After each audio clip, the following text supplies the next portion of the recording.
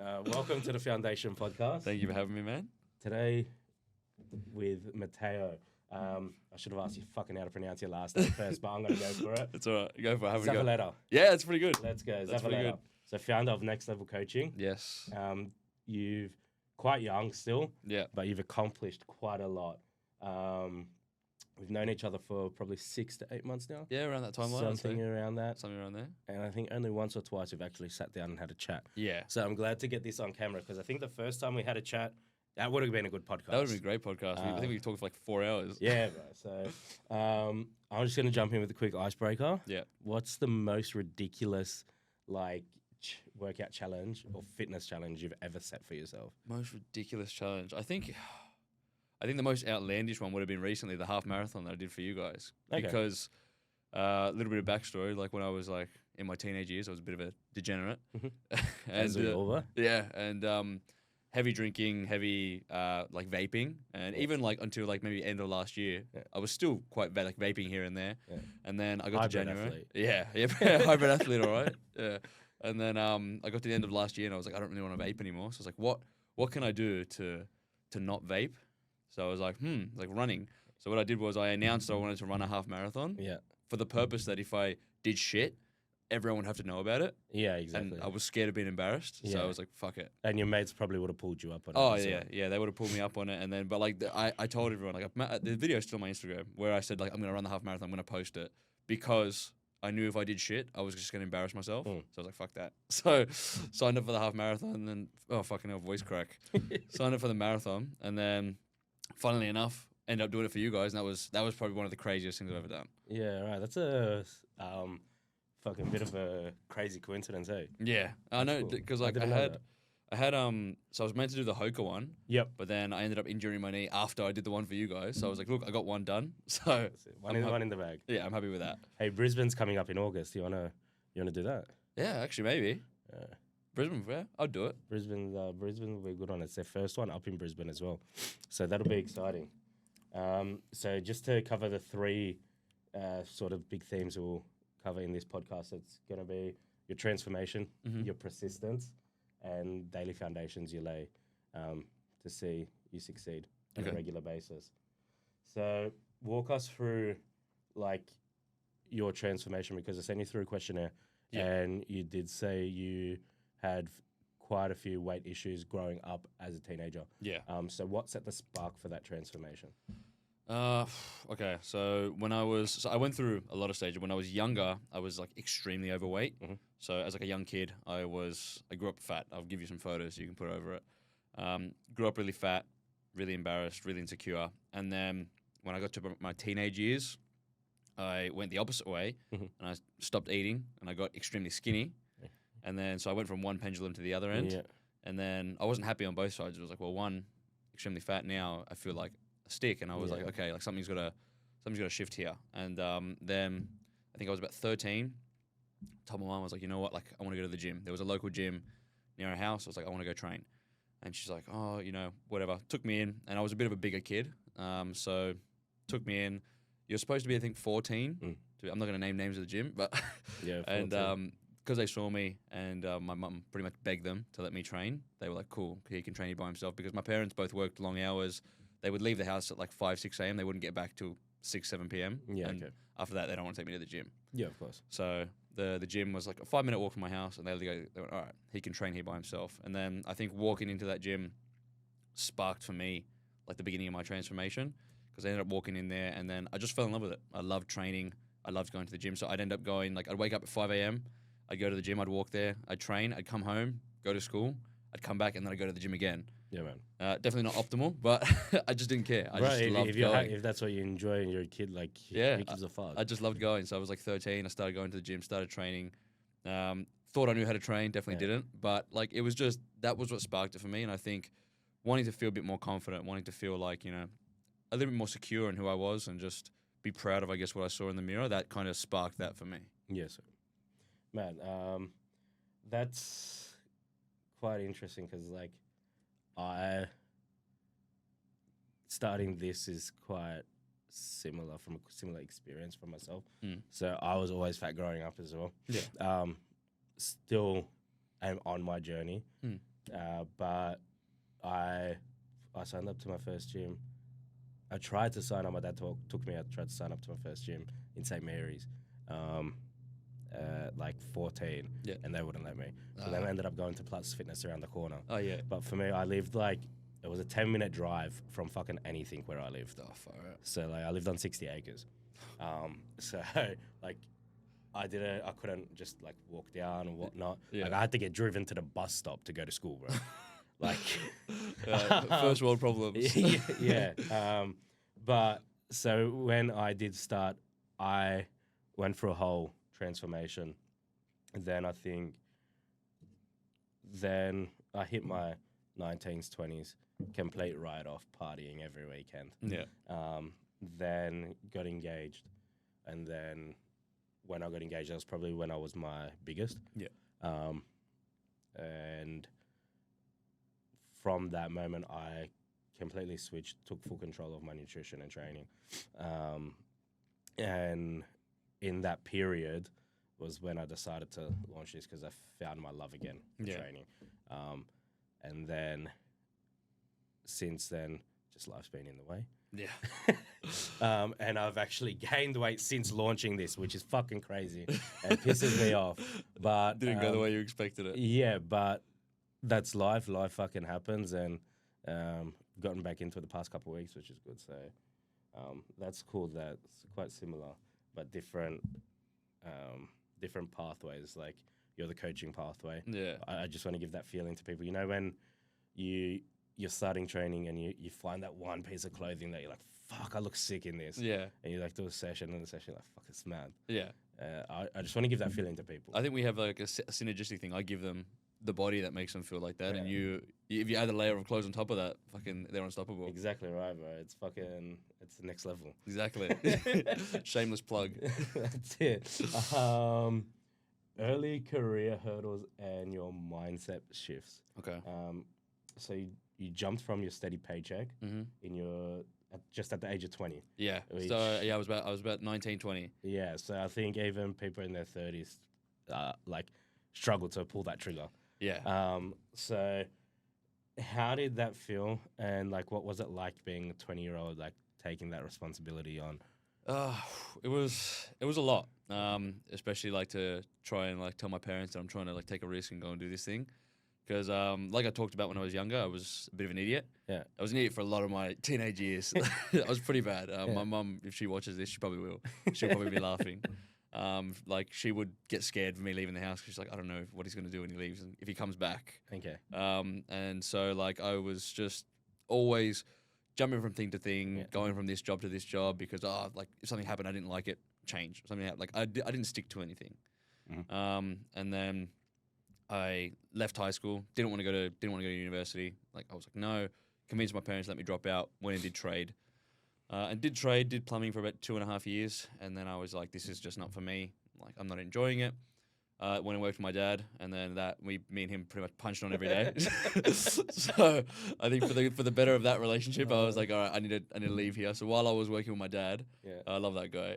What does your dad do? So he's a carpenter. Okay, nice. So he's a form worker, to be specific. Yeah. So we were doing that. That was rough. It would have been. Especially with your dad. Oh yeah. He's a soldier, but he did it before I was born. He's still doing it now. But I ended up doing that with him because he was like, all right, like he's like, you're not going to do nothing. He's like, so you're going to come work with me. I was like, fuck. Built different, eh? Oh yeah, he's an animal. Yeah. And then so we went and did that. And while I was doing that, I told my mum, I was like, look, I want to do PT because I was still in love with the gym. I was training every day. Like there was no way in hell I was missing the gym. Didn't matter if we started work at 6 a.m. and I finished at 7 p.m. Didn't matter. I was going to the gym. I would rather lose sleep. How old were you around this time? So when I started working with my dad, I was probably 18. Okay. I was probably 18 because I worked with him for about like a year and a half, 2 years. And then started working with him. Yeah, I was about 18, 19. Okay. And then started working with him. Fucking, I hated it. I hated it so much. What the typical day like in your life look like then? Okay, so typical day was wake up because my dad, he loves getting to site like 2 hours early because he doesn't like being rushed. So we'd wake up at like 4:30, 5 a.m. And we'd start work at 7. But sometimes a lot of our jobs were like in the city. So if we were in the city, like sometimes we were working at like Northern Beaches, for example, and he'd want to get there at like 6 a.m. Yeah, he wants his coffee, bro. He He- wants to fucking see the sunrise. He's 3 coffees in by like 6 a.m. So he'd have his coffee at home and he'd wake up at like 4 a.m. He'd knock on my door to make sure I get up. Yeah. I'd get up. I'm like, fucking hell. Put my This clothes bloke. on. Yeah, I'm like, oh, fuck this guy. Why doesn't he just want to get there at 7? And then so he'd wake me up. We'd get in the car. I'd probably have a nap in the car because I'd probably slept 4 hours the night before. Yeah. We get to site at like 6 a.m. I try to still have a nap in the car. And then by like 6:30, he's knocking on the window going, all right, get up. Yeah. So we're getting up, going to work, working till, you'd usually work till about 3 o'clock. Sometimes we had overtime, maybe 4:30. And then you still got to drive home from, say, somewhere like, we were always working eastern suburbs. So it'd either be the city, northern beaches, something like that. Yeah. So you're still waiting like an hour and a half to get home. So I probably got home Nap around... in the car? Yeah. Yeah. Hell yeah. I was napping in that car. And then probably got home around 5, 6. For a short time while I was working with him, I did go to F45. So I started like doing like a mini like work experience at F45. Yep. So that day was even longer. So then normally I'd have to drive myself to work. Drive to work. So I'd get there. I'd probably get there myself around 6:30, just before. Get there around 6:30. Go to work. Do the 8-hour day. Probably finish around 3:30. And then from there, I'd drive to Minchinbury. So probably like an hour drive from there. Get there, and then I'd start my first class at like 4:30. I think I'd finish at like 7. And then from there, I'd go to Marconi, which is where I train. I'd go there, train myself, and then I'd probably get home at like 9 p.m. And then cook, and then go to bed at like 10, 11, and then wake up and do it again. Sure. Yeah, so it was a long day, but I was like, I didn't care. I wasn't going to miss the gym. But it was just what I had to go through to make it work. And then on top of that was just studying, because I did my course online for PT, because there was no way I'd be able to go in person. Yeah. How'd you find doing it online? It was good. It was good. It was just it was a lot harder because I'd say you're in control of the time, which means you can also lag the hell out of it.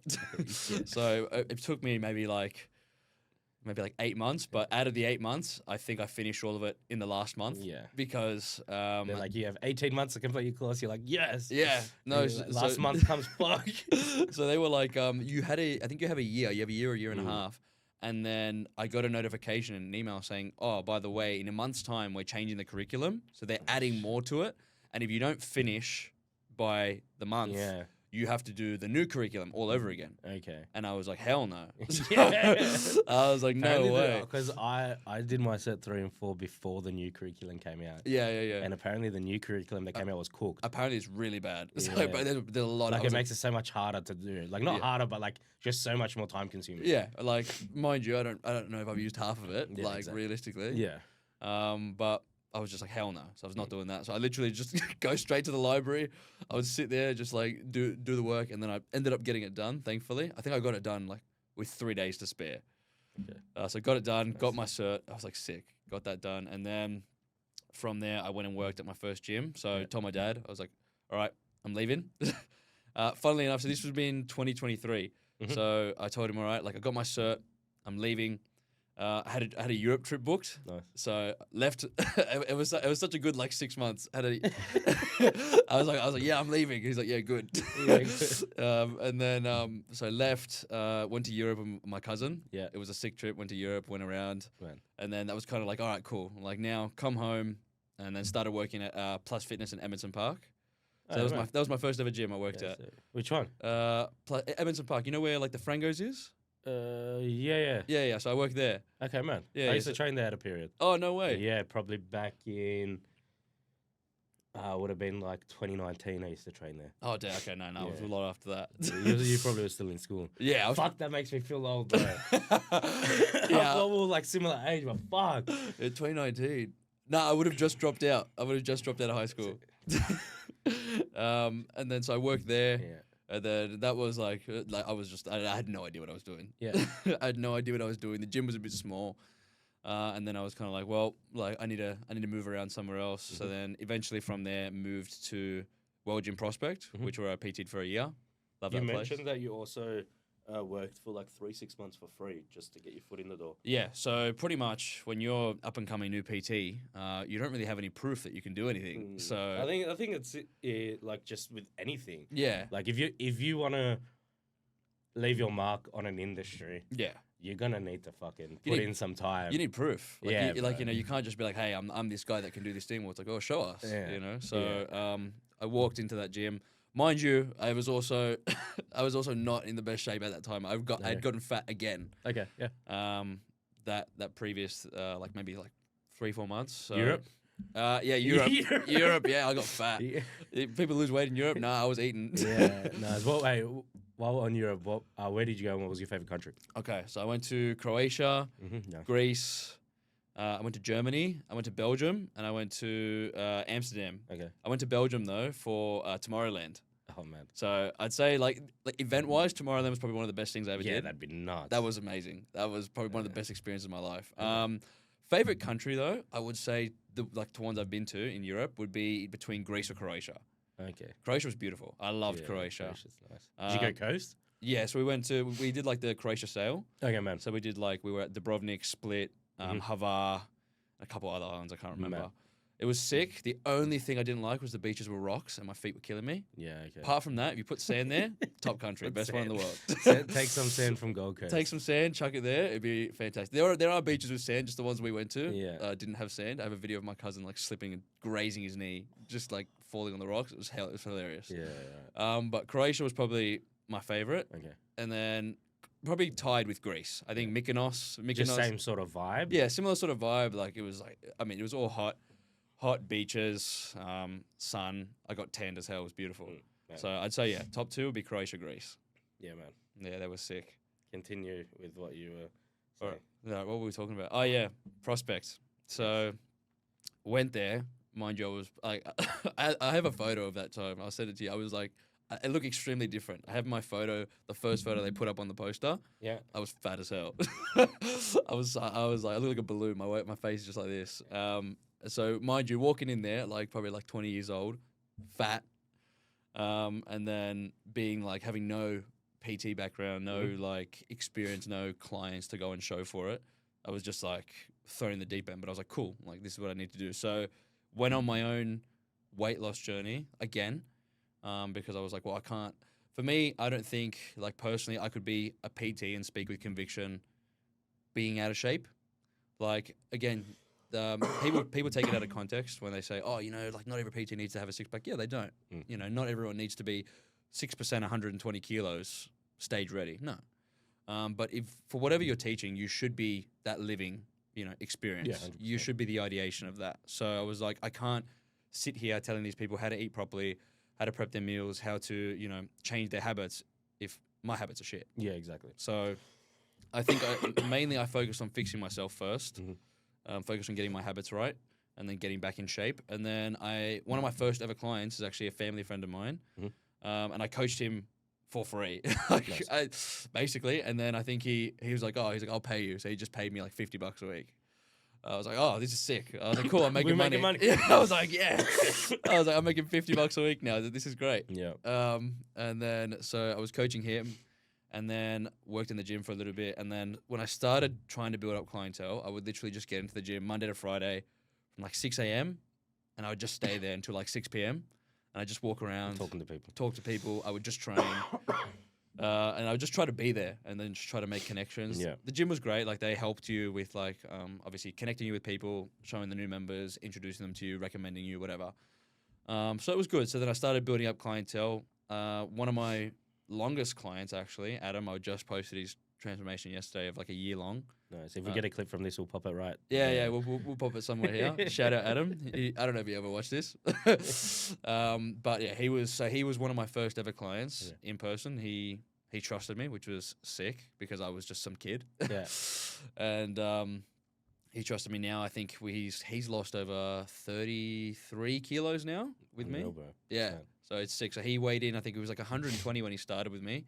And then today, as of this morning, he's like 82. That's sick. That's crazy. Actually, that's like 40 kilos. So yeah. Yeah, wow. So I can't That's do maths. But yeah, no, he's doing great. But building up clients was cool. And then I think like, obviously, results take time. So, you need like at least 3 to 6 months to see something good. And then I was slowly building up. And then one of my first clients that like had a really sick transformation, her name was Irene.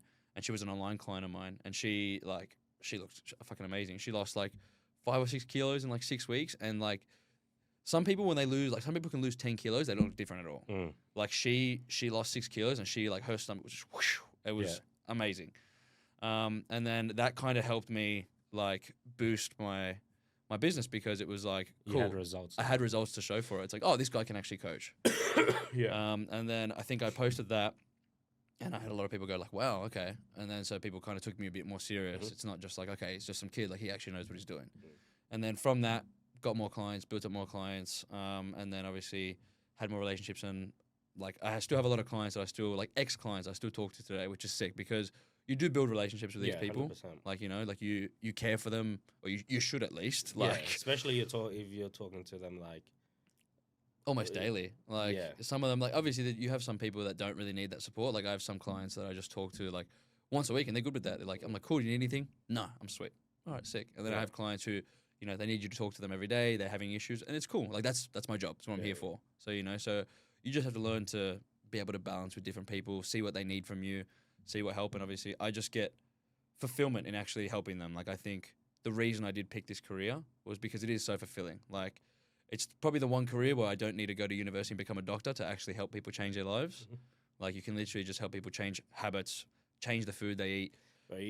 some would say you'd be doing better work than a doctor. Like Some would say, but like GPs, I'm gonna say GPs. Yeah, doctors get bad rap, but GPs. Some would say, but look, at the end of the day, I think it's still crazy to me because sometimes I get people go, you know, like you changed my life, and to me, I'm just like it's just like I'm just helping you with your training and food, but it does mean a lot. Yeah, man. Because like genuinely, like I guess even for like someone like Adam again is a great example. Like if you take 40 kilos off someone, like you've probably given them an extra 20 years, 30 years of life. Oh yeah, for sure. You know what I mean? So it's like it's pretty cool to look back on, and I think definitely glad I made the jump to PT. Man, well, I'm glad as well that knowing it now that you did make that jump and really committed to it because you fucking killed it, bro. And yeah, I'm sure you're gonna keep going with it. It's only onwards and upwards from here. 100%. But how did those like experiences, and lessons tie into how you coach and your coaching style? I think lessons in like what sense? In like so like just those small wins, those working for those 3 months for free, learning from those experiences. I think it showed me obviously one like delayed gratification, which the gym does show you in general. Yeah. It's like, you know, if you go and lift weights for one day, you know, if you do a bicep curl today, you're not going to wake up with 18-inch arms tomorrow. So it was the delayed gratification. It was my first real experience of like, okay, like money and time is not in line. When you work like at a job, you get paid by the hour. You know what I mean? And you can slack off. You can do half a shit job at work and you still get paid the full time. You know what I mean? Whereas here, when you start doing your own thing, like one, if I don't work, I don't get paid. Yeah. And two, like you don't get paid at the beginning. Like I've had a lot of people message me like, you know, I want to be a PT, blah, blah, blah. And I think these days, PT and online coach especially gets like the dream sold to them. You know, you can go and work in Bali and you can go and sit down on the beach and do 1 to 2 hours of work, send a text, and you're done. And no, it's not like that. No. You know, when you have 6 other coaches underneath you, it's like that. Yeah, but then you're also stressing, are they doing their jobs? Exactly right. I have to pay them for the month. Like, there's so many issues, you know. Like, I remember starting coaching, I was like, oh yeah, you know, like maybe it looks easy, and then you get into it, you're like, fucking hell. Like, I didn't realize I had to be, you know, a digital marketer, a content creator, a coach, a therapist. You know, like it's just a whole bunch of things. And I think, obviously, with Instagram, you know, I just think is a big highlight reel. You post all your highlights. Yeah. I think I'm trying to be a little bit more transparent and just post the real life stuff because I think that's what actually gets people engaged. People are sick of just seeing a highlight reel. Yeah. But obviously, when you have influencers and stuff like that, just posting them on the beach or them in a photo shoot or, you know, you see them at a club or something at a restaurant, you think, oh, their life's so easy, you know, and like that's part of life, but.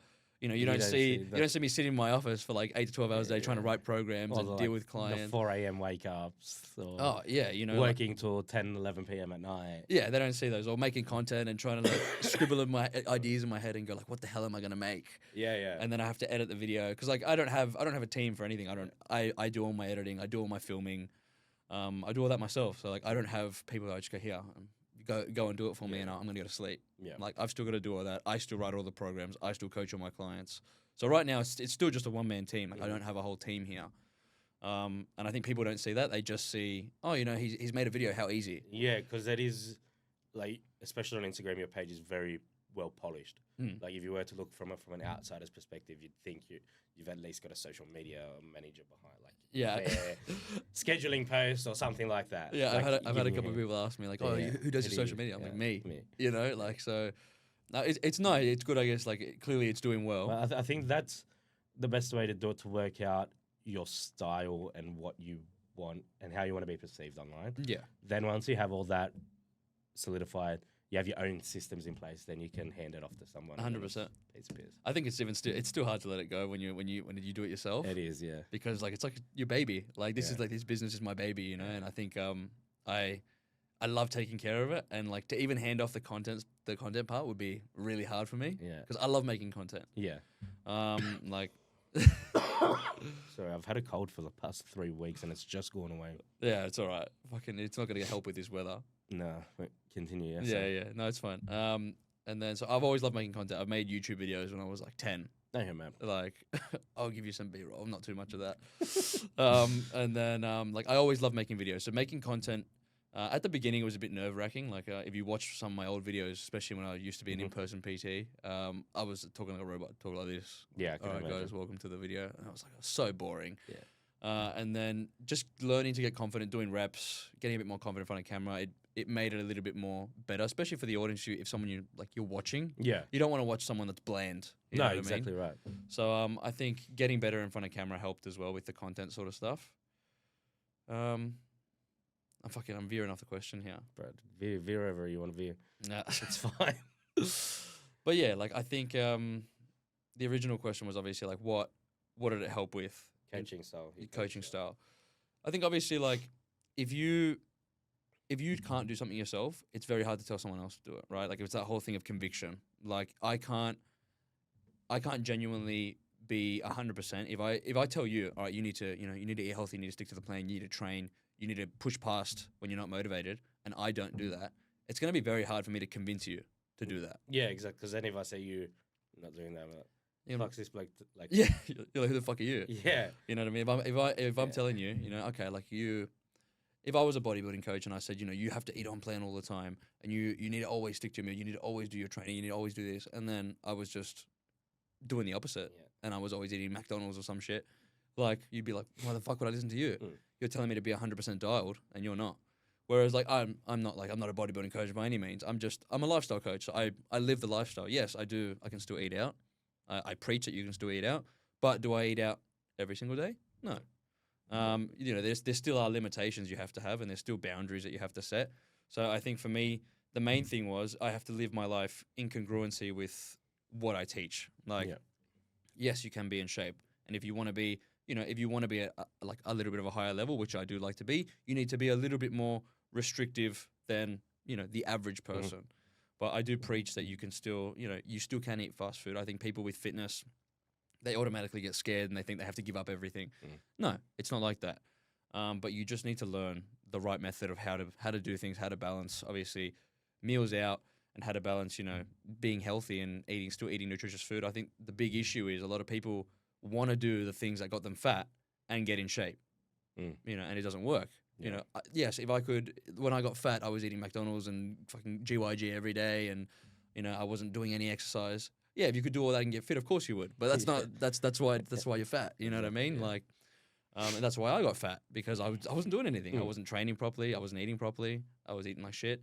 And I think a lot of people don't want to let go of those habits that got them to where they are. But the only way you're going to improve is by letting go and changing those. Yeah, 100%. That's sick. Now to your daily foundations and into your productivity. You did say you are quite a heavy believer in God. Yeah. So give us the first and last 10 minutes of how you start and end your day. Okay, first 10 minutes. So open my eyes, wake up. I have to link it to the night before because that's what technically starts the day. So night before, turn my phone on Do Not Disturb because I don't like to look at any notifications when I wake up. So I wake up, make my bed, get changed, brush my teeth. And then I have a book called Jesus Callings, which is like, it has like a daily like scripture that you can read every single day to start the day. So every morning I open that, I read on the day what it is, I read the scripture, and then I close it, take my vitamins, whatever, and then I do like just like a 10-minute. It's literally a YouTube video. It's like a 10-minute mindset, like meditation sort of thing, just to calm my brain before I start my day. So before I get into any work, I just kind of listen to that, close my eyes, visualize kind of what I want to do for the day, and then go from there. And that would be like the first 10 minutes of my day. Yeah. And then go and do my work, whatever. And then before I go to bed, I've made a rule. I have to, because I'm not big into reading. I've never been big into books or reading. I like prefer audiobooks. I prefer videos. And so I've had a Bible at home for forever. Yeah.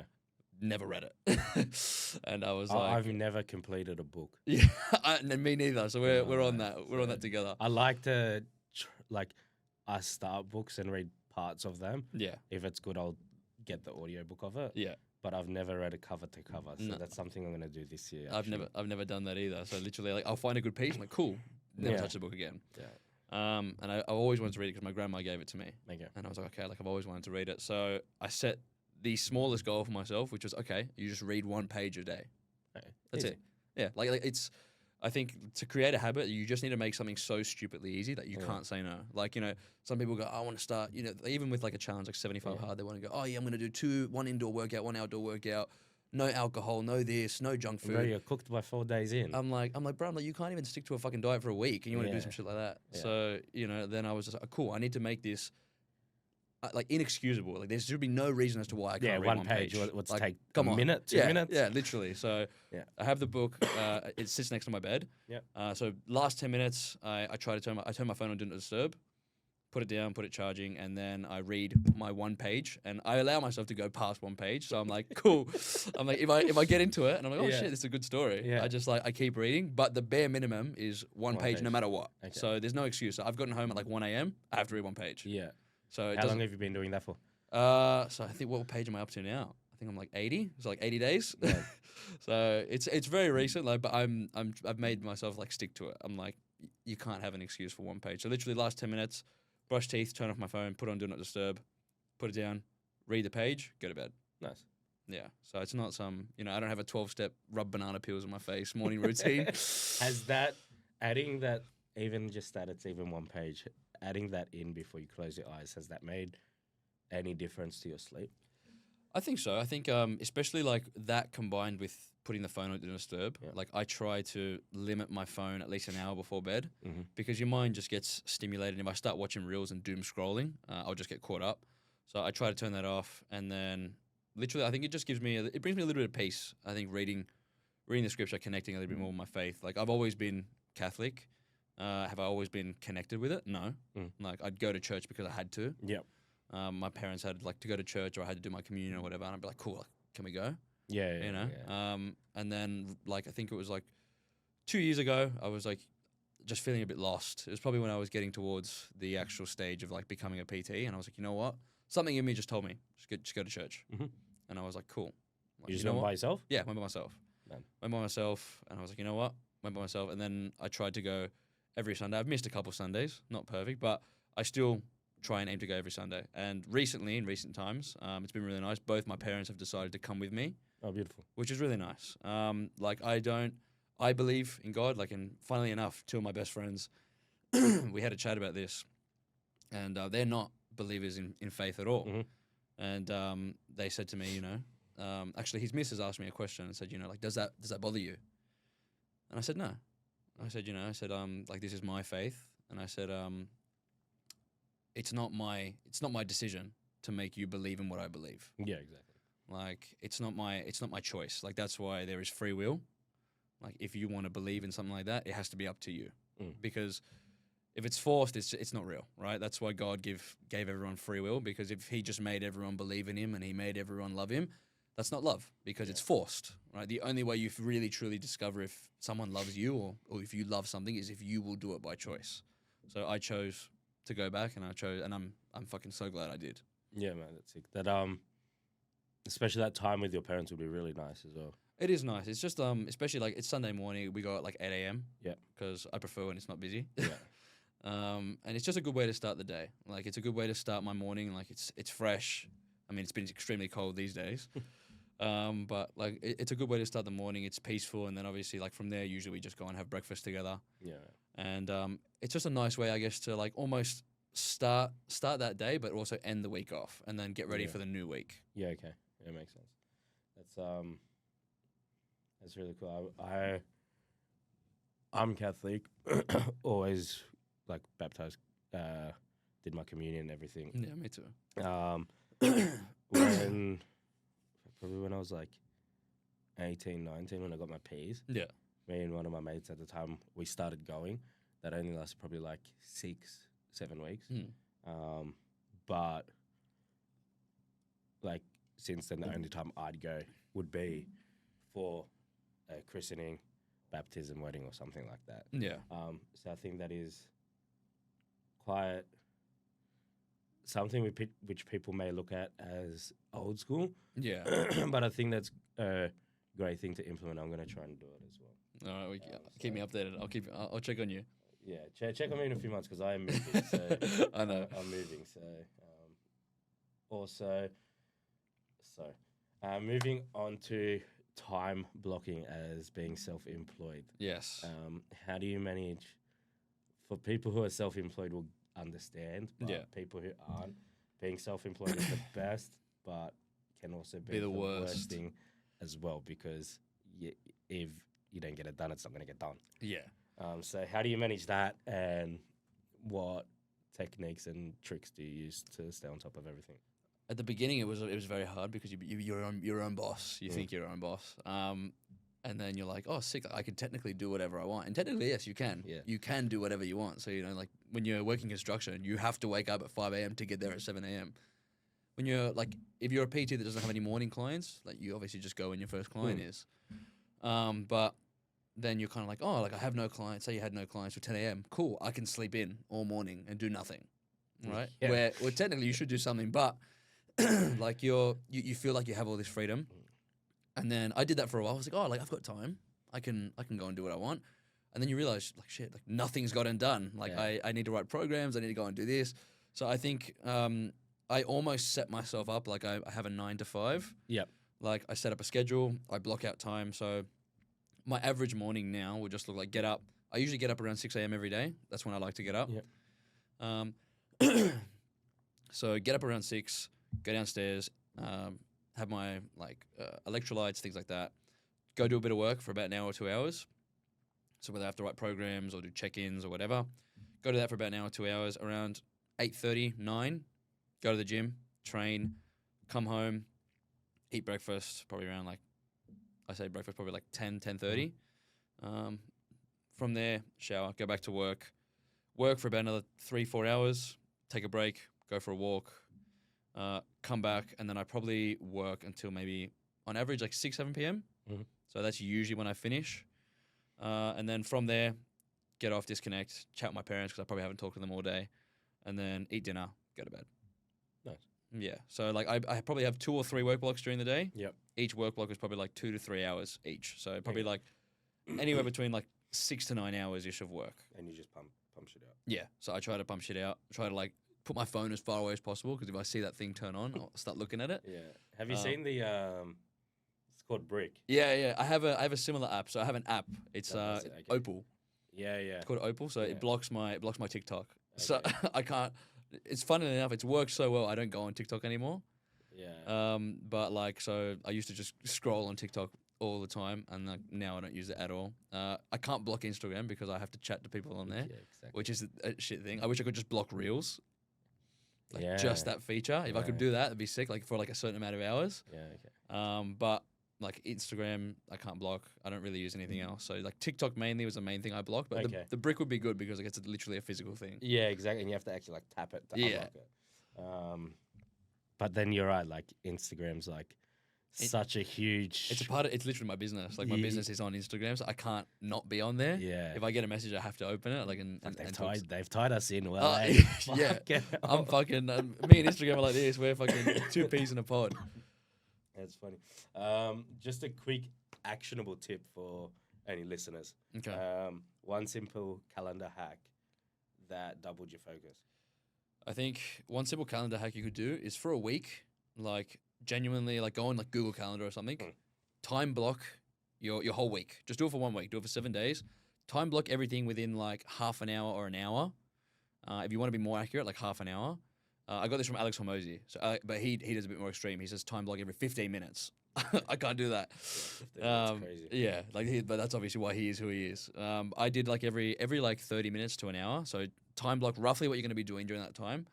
Try and hit it, and then you can actually see, okay, what am I actually doing during this time? Like time block all the important things. Like say for example you work a 9 to 5. Then all right, time block your 9 to 5. Like put that in your calendar. And then time block the time you wake up, time block the time you want to go to bed, and then figure out in the gaps what do you want to do? What are you actually doing? Yeah. Like, because a lot of people go, I don't have time, and it's like, do you really not have time, or you don't know you have time, or are you just using your time inefficiently? Exactly. You know, because a lot of people don't have time to go to the gym, but they got time to watch 4 episodes of Love Island in one night. Yeah, 100%. I do a similar thing, but so I follow. Have you heard of Jesse Itzer? Jesse Itzer sounds familiar, not really though. Entrepreneur. He founded Marquee Jets. Okay. So he founded a jet company with no knowledge of any jets. Is he the guy that sells the jets? No. Okay. No, he sold the company to Virgin, I'm pretty sure. Oh, wow, okay. Or, no, not Virgin, sorry. Sold the company to... An airline. Yeah. Like, he had contracts with all, like, New York Knicks players, the whole lot, like, private high-end jets. Okay. Did a coconut water brand. Oh, really? Crazy bloke, like fucking unreal. Anyways, he does this thing called the big ass calendar, which is what we've got in the office. Oh, that thing. Yeah. So, and he's got this saying, he goes, you work out your year, you pencil in what you want to do personally with your family. Because he's got a family, he's old. He's not old, he's fit as fuck. Yeah. But pencil in what you want to do so you don't miss out. He goes, work's always going to come. So he goes, work out your year, what trips you want to go on, everything. Then as work comes, you plan by quarters. Once it's all in the calendar, all you got to do is follow the fucking script. Yeah. And I've done that this year.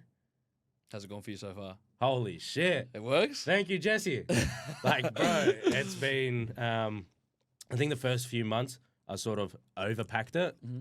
But from probably like April till now, it's just been like very, very smooth. Like, that's good. I might need to give that a go then. Yeah, so definitely he's got it in like a book form as well. Okay. Which I purchased, so like to have a physical diary to write down. Yeah. And then it's set out month by month. Okay.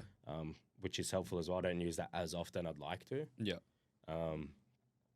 But great, that's been a great tool. Yeah. Okay, I might need to give that a go. I use that along with Google Calendar. Yeah. And then we use Asana for work. Oh, yeah, so I've used Asana before. I just brain dump in Asana. Then from us, because I set it up as a task. Yeah. Then from Asana, it'll go to a calendar. Yeah. Whether, depending on the project, it'll either go to the big ass calendar or just a Google Calendar. And then Asana's good. Notion's good as well. I'm not sure if you've used it. I haven't used Notion. Notion's pretty good. It's got like an AI feature in it. So like I do all my content like brainstorming calendar on there. Yeah. So like I do like the content ideas. It has the scripts, and then I have like whether it's being filmed, whether it's in production, whether I'm editing it or whatever, and then the days I want to post it. Yeah. And it has a content calendar, so I know on what day I'm posting what thing. Yeah, that's very similar to Asana because we've got all three of the girls on it as well. Yeah. So we've got all affiliate contracts on there. Like pretty much everything to run our business is on there. So if Asana ever goes like upside down, yeah, fuck it out. Let's move on to your work-life balance. Okay. In the questionnaire, you mentioned that you measure balance and success in months. Yeah. Not in days. Yeah. How do you determine that, and why does that work for you? I think so in things of like work-life balance and success, people always think really short-term now. You know, people want results fast. They want things fast. For example, fitness, perfect transformation, like perfect thing to talk about. Usually one of the first things I always hear when someone goes like is how quickly I'm going to get results. And well, you kind of have to figure out, well, first of all, what do you actually want and where are you starting from? Because if you want someone that says, okay, I want to be, you know, if we're going to go from extreme to extreme, I want to be 6% body fat, I want to be stage ready, and they're 150 kilos. Well, it's not happening in 12 weeks. No. That's for sure, you know. So you need to figure out, okay, where are you starting from? What's the goal? So that's kind of helped me plan out. Okay, like business is a long-term thing. Like, you know, I've technically been in business for just over a year now. And if you're a year in business, you're just a baby. Like, you know, you're still no one. Like, like businesses like that have like very successful have been around for years. Like, you need to be around for a long time. 40, 50. Yeah, you know, 40 years. Like, even for like coaching, I think to be like a pretty solid coaching brand, you want to be around for like at least anywhere between like 3 to 5 years. Yeah, because Like- I feel a lot of trainers will start something. They in want it 1, quick. 2 years and stop. I started PTing when I was first working on lightweight, Yeah. and that was the initial thing that let my own fitness journey fall off because I was putting my clients first, Yeah. as you do. Yeah. And then when it'd come time for me to train, I'd have, not that I had to, I wanted to spend my time on the business. Yeah. Because not many people know, but I was also managing a family business in the markets. Yeah, you were telling me about that. Yeah. So I'd wake up between midnight and 1 a.m. Yeah, that's tough. Go to Homebush.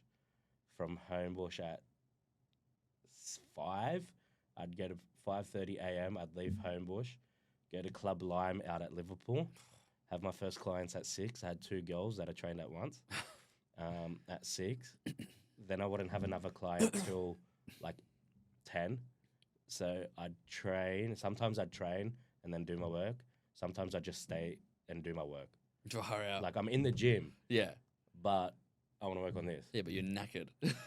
And I'm not going to train. Yeah. And then I've got another client. And then I'd go home, have a nap. And then there was a period where I was training someone out in Penrith as well. Oh my God. So, and that was at like 7 o'clock at night. Far out. So then I'd go. And you have to there. wake up at like what, 1 a.m. again to go to the markets? Yeah, so but I worked it out. So on the markets, a Tuesday is like a really quiet day. Okay. So I worked out I was seeing him on a Monday. That way Tuesday I could wake up at 2 a.m. And then I'd see him again on the Thursday and just be fucked on Friday. Far out. That's rough. But I wouldn't take any other clients at Club Lime on the Friday. Yeah. So I could catch up on some sleep. Yeah, that schedule sounds way worse than mine. Yeah. So, but it was fun. Yeah. And I was working with my father as well. So I wonder how that went. This how it went. Yeah. I think it's funny to look back at those times, like in hindsight, like it's funny when you like when you look back at like, because in the moment, like you were probably hating it. Right, in the moment, you're just getting through. And You just, I need to get through today. In the moment, I was hating it. I was like, oh, it's another day. It's Yeah. like, just go. And like now, like I look back and I laugh. Like I always talk to my dad. I'm like, you remember when I worked with you? He's like, fuck that. Yeah. He's like, no. And he always jokes like, oh, you know, if this ever fails, you can just come work with me. I was like, hell no. Hell no. I was like, I'm Yeah. not doing that. Never again will I step back in that place. Oh God. How do challenges that you take on, for example, the Run to Cure event you did for us, fuel you in business and creativity? I think it just it's I've always been something like I've always liked physical pursuit. Like I think it's been my like endeavor where I've proved to myself that I can do things that I didn't think I could do. Like for example, I haven't run at all since January this year when I started training for the half marathon. I haven't ran for like 5 years. Okay. Nor have I ever like actually set out a run where I've run over 5 kilometers. And then I was like, you know what?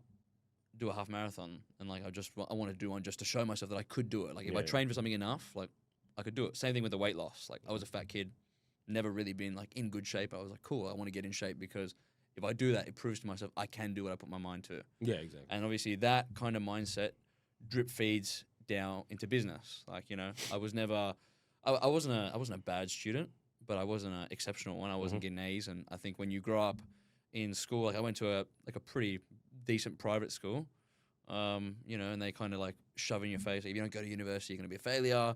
You know, your only way is university. I think I was the first kid in like my family that didn't go to uni.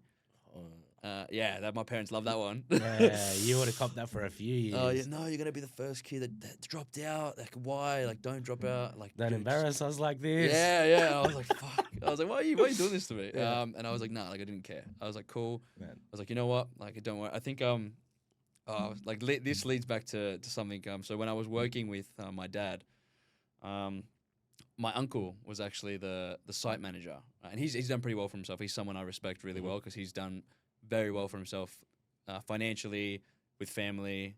He's very, very good man. Like, I respect him a lot. And I think I was like maybe like 18, 19 when I was still working there. And then I remember I told him like, oh yeah, I'm going to go leave and do PT. And he laughed. He laughed at me and he said like, why don't you go and get a real job like this? Yeah. And that pissed me off. Yeah, what else? And that fucking pissed me off. So I said like, you know what? I said, fuck you. Like, I'm gonna show you. Yeah, I'll show you. And funnily enough, like, he was like, when it actually did going well, and like I started picking up, and he obviously saw the work I was putting in. He was one of the first people that came and said to me, like, shook my hand, gave me a hug, and said, like, I'm really proud of you. Yeah, man, that's sick. Which was sick. So that'd have been a really, really nice moment. It was really nice. Like, it was really nice. I think, especially for a while, like starting the business, like you would know, starting a business, nothing happens for months. Like, you're putting in all this work and you get nothing back, and it just looks like you're failing. And everyone who tells you that it's not going to work and that you're like, they're right, because nothing's happened. Oh, you do like you start to push it, and then you get you should be doing this instead. Yeah. Shut the fuck up, dude. Do your own thing. Why don't you just go and get a job? Like, it'd be so much easier. Like, like, it's safe. And then you're putting in all this work, you're putting in all these hours, and there's nothing to show for it. Yeah. You know what I mean? And then I think once it started picking up, like, even for my parents, I think it was nice for other people to say like, hey, like, like, I really see like he's doing work. And I think that was one of the things that hurt me the most, was like my parents were obviously worried. Like, like, what's gonna happen? Is he gonna fuck this up? Is he gonna quit? Like, is he gonna become a bum? Because for a while, like, I know my dad was very skeptical about it, didn't understand it. Like, PT to him, again, like, he's a South American, grew up in Peru, grew up really rough. Yeah. Their family didn't have money for anything. Like, he couldn't even ask for chocolate. Like, he grew up very rough, very like work, and that's why he's a workaholic. I've seen him go to work with like broken hands, broken toes, didn't matter. But he was always, go to work, job sort of thing. And I think going from that to like trying to open a business and obviously seeing, okay, money's not coming in, he was kind of like, he would always have a chat to my mum, like, is he doing the right thing? Like, is this kind of going to work out? And that sat with me for a while, because obviously it's hard, Like, of course. Your parents are fucking, they have doubt, which is normal. It's normal, but obviously you're like, you don't want to hear it though. Yeah, you don't want to hear it. Fuck it hell. But it was pressure just to make it work, because it was like, okay, like, like, I really have to make this work. And I think for me that helped boost me, because it was like, if I don't make this work, I know what I'm going back to, and I don't want to go back there. Yeah. So I was like, all right. And then once it started picking up, it kind of hit when my dad was like, like, I'm really proud of you. I'm really glad, like, you're doing what you're doing. And he tells me a lot all the time now, which is really nice. But that kind of motivated me, like, to really push to make this happen. And I think even that little comment of like him laughing, going, you should just get a real job. That was like the spark. Where I was like, all right, like, let's make this happen. Yeah. So that sort of like fueled you to push to the level you're pushing at. Yeah. Like, I think I don't just want to make like just an average coaching brand. Like, I do want to make next level something. Like, I do, or even just my own personal brand, like just Matteo Zavaleta. Like, I think, like, it was something I heard from David Goggins, and he's like, you should be able to say your full name and not laugh. Like, you should be able to say your full name with confidence to someone and not laugh at yourself. Yeah. Okay. Like, I think someone said something to him, and I forgot what the question was, but he said something to him, and his reply was, "I'm David Goggins, motherfucker." And you're like, yeah, okay, like fair enough. Yeah. To be able to say like something like that, like to be able to say your full name with confidence in a room is like, okay, you're clearly doing something. Yeah. So I think I do want to make this brand something where like I can look back at it and go like I built this. You know? Yeah.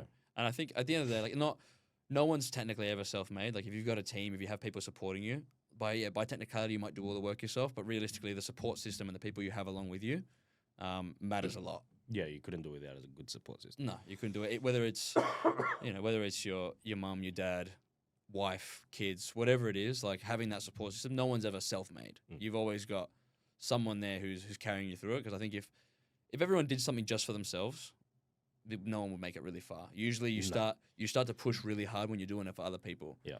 When I was doing the business, with the mindset of I just want to go to Bali and sit on a beach, it was very hard to just be motivated to do anything. When it switched to I want to really help people, I want to help people change their lives, and I want to make my family and my parents proud, that helped me push a lot further in, okay, like I really want to make this work. I want to make something out of myself. Yeah, nice. And moving on from that, let's go to advice and motivation. So say someone listening wants to change their life tomorrow, where should they start? Okay. I think for me, like I'm going to say what works for me personally because I can't speak for everyone, but what worked for me was physical. I changed the physical first and then the mental followed. Yeah. I think you still need to sort of believe that you can change. Like that needs to be the first thing is you need to believe in yourself. If you don't believe in yourself, it's never going to happen, right? I think mental does matter. I think for me, the mental shift of like, okay, like, you know, this there is possible. You just need to believe that it's possible, right? And everything is possible because if someone's done it before, then it is humanly possible. I think also like pulling yourself out of your situation, like realistically, a lot of the people that are going to watch this have access to internet, have access to, you know, they're probably not sitting under a bridge, homeless. Like, you know, they're probably in a nice home with aircon. Like the situation we're in is not that bad, right? Like we're not really in a bad situation. Like I had to pull myself out and go, you know, is there someone who was in a worse situation than me that has done better than me? And the answer is always yes. Yeah, for sure. There are people that have come from being like homeless to being, you know, fucking multimillionaires, billionaires. I think most of the billionaires grew up in like housing and shit like that. So like, yes, there's a billion people that have done better than me and started in a worse position. So I think I just realized, okay, the position I'm in is not that bad. I think whether you're changing your life in terms of like job, business, whatever it is, like if you're someone like me that wanted to make a jump from a job to starting your own thing, obviously try and set yourself up first with some fun so you're not just going in broke. That's probably something I would have done. Definitely. If I could do it again. But I think like the worst thing you have to look at is like, okay, what is worst case scenario? And the worst case scenario for this business was like, if it failed, like I'm not going to die. Like I'm not going to, like the worst case scenario is I go back to a job that I was already going to do if I didn't do the business. Yeah. So worst case scenario for this was I go back to doing what I was already doing. But at least I have an answer of, okay, I know I tried. Yeah. I know I really did it. I think if you really want to change your life, like go all in. Like you can't be 1 foot in, 1 foot out. Like if you want to make a change, just commit to it. And I think fitness was the best thing because fitness, it made me more confident. It made me believe in myself a lot more. That was the first instance where I proved to myself, like, hey, I can do what I put my mind to. And then, like I said to you before, that drip fed into business. Like I haven't studied business. I didn't go to university for business. I didn't do anything. I just watched YouTube videos and asked people who were in the business, hey, what did you do? And learn along the way. Yeah, like I think that's the best thing you could do if you wanna start in any sort of business. Going to like university. University is useful for a lot of things. I don't think business is one of them. Because like, how is the guy teaching you about business gonna teach you about business when he doesn't own a business? Yeah, exactly right. Like, you know, like I'm sure there's some useful stuff in there. I'm not a university propaganda red pill person. Like, yes, if you want to be a lawyer, please go to university. You want to be a doctor? Please go to university. Do not start learning of AI. But for example, with business, like the best thing you could do in business that I've learned is like look at other people in your industry and try and have a conversation with them. Try and, you know, ask if you can spend a day with them. You might have to, you know, pay them or whatever. But like I'm blessed that one of my best friends is a really successful online coach. And when I was starting my coaching, he was still doing pretty well. And I asked him like, hey, like, can you help me? And shout out Daniel because he's going to want a shameless plug. That's all I'm giving him. But he was doing really well for himself. Yeah. And I just asked him like, you know, like I want to do this. I want to do what you do. Like, can you help me? And he was like, sure. Like, you know, so he showed me what he was doing. He helped me get set up. He helped me, you know, get the confidence to even start. Because I think the hardest thing is starting. You always want to try and be perfect when you're starting. Yeah. You always go like, oh, like I'm not ready. I don't have this. And it's never going to be perfect. No. And he was just like, shut the fuck up and start. Yeah. And I was like, cool. So I think having someone there who has the experience in whatever it is you want to do, and if you can learn off them, great. That's why I think things like, even like internships, for example, if you want to go and do a position in a company, go and work for free.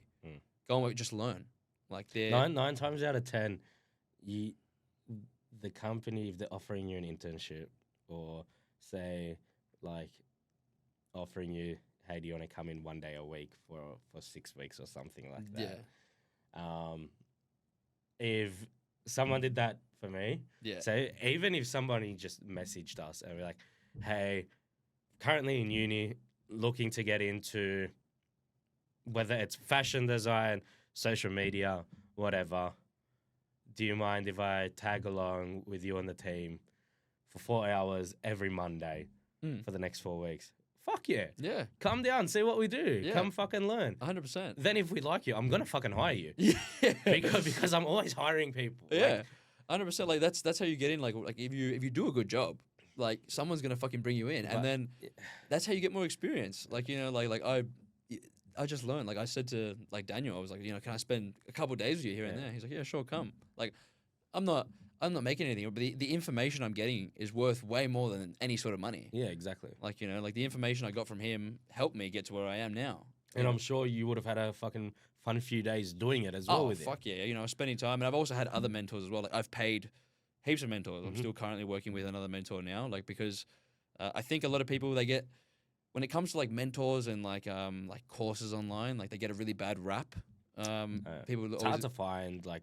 People look at them as like, oh, like they're scammers. But it's like, okay, yeah, there are some scammers, don't get me wrong. But it's like, university is one of the biggest course sellers in the world. University is the biggest scam in the world. They're one of the biggest course sellers in the world. Like they sell you a 4-year course and they might charge you like 70,000 to 100 grand for it. Whereas like you have a guy that has as long as you find the right person or guy or girl online that has the information and goes, hey, and they've done it. Or in best case scenario, they're still doing it. Yeah. Like, then they go, hey, I'm going to, we'll charge you, fucking whatever, 10, 15, 20 grand. And you can learn the information. Instead of 4 years, you can learn it in 6 months. Yeah. But it's a scam. But you'll pay 70,000. And you'll probably learn way more of them than you would sitting down. 100%. Look, like I said, university is useful for some things. Yeah. For what I'm doing now, I don't think so. No. I think maybe to the degree of like if you went and did like exercise science to really learn about the body and to actually learn about like body mechanics, definitely worth it. But to just open a PT business, like if it's just purely the business aspect, no. Like it's not going to do anything for you. Clearly hasn't, because most of the PTs I know don't even have fucking, like they didn't go to university at all. Yeah. So I think theory is one thing. Like yes, if you can be really good in a book, great. It doesn't always translate to real life. No, I talked about this as well with in a previous episode with Lachlan Albridge, NBA player. I see that one. And he says the same. Like in terms of training, he would rather be playing, or most young prospects would rather be playing full game time in a bad team rather than sitting on the bench in an NBA team. 100%. Because like no matter, even if you're training with the first team, you can't replicate a game. Yeah. And that's the same in, say, for uni or real life business. You can't replicate what's going to get thrown at you day to day. Like I can set my day up.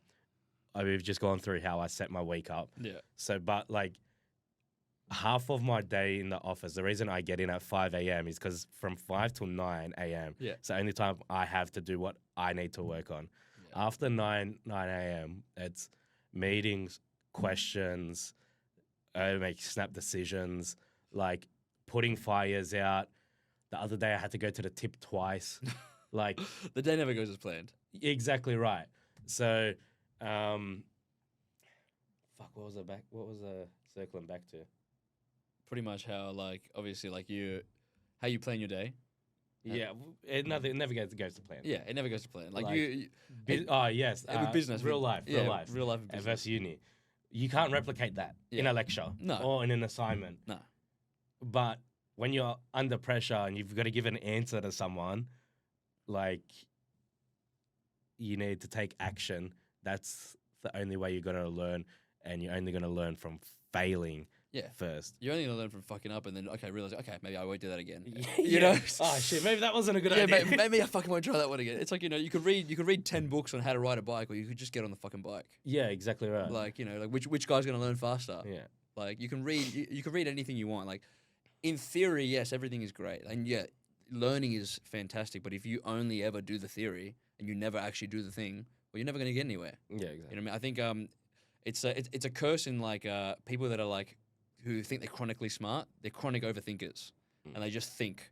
And like, I don't consider myself the smartest person in the world, but I'm dumb as dog shit, bro.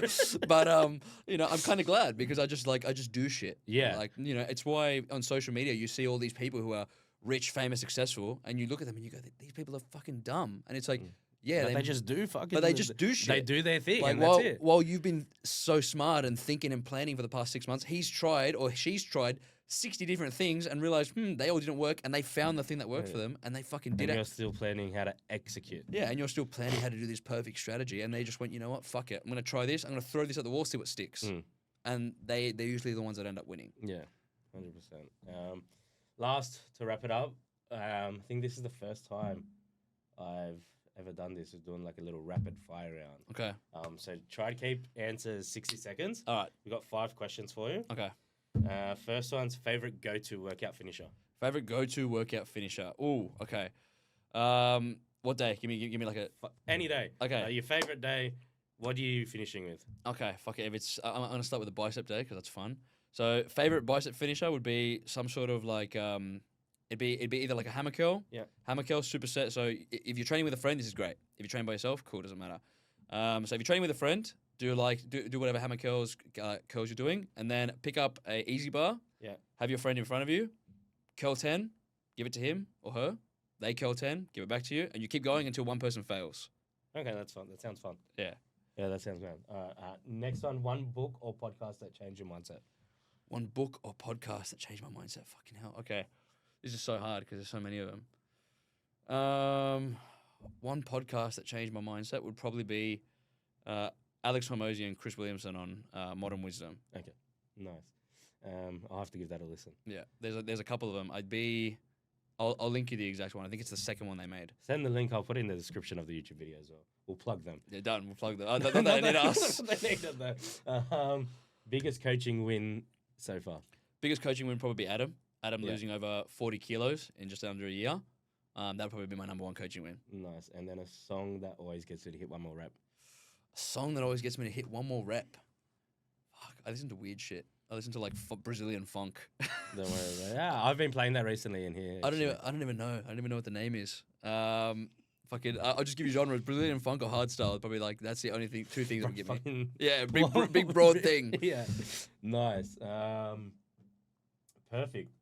Well, thank you very much. That wraps it up. No worries. Thank you for having me, man. I no appreciate worries, it, man. If anybody's interested in coaching, check out Next Level Coaching. Yes, I'll check out my Instagram. I'll drop it all below. Drop it all below. And reminder: subscribe, like it, leave a comment, share your stories. Thank you for listening. Thanks for having you, bro. Thank you, bro. Thank you for having me. See you guys later. Anytime. Thank you. Done. How long was that? An hour.